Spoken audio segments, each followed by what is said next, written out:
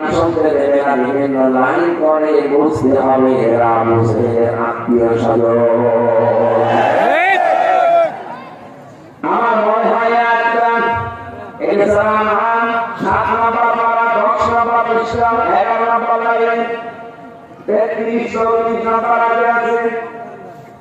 ওই দিন আল্লাহ নবীকে কথা জানিয়ে জানিয়েছেন, আমাদের নাআলামু ইন্নাহু লা ইয়াহজুনু কাল্লাযী ইয়াকুলুনা ফাইন্নাহুম লা ইউকাল্লিমুনাকা ওয়ালাকিন্নাস যালিমিনা বিআয়াতিল্লাহি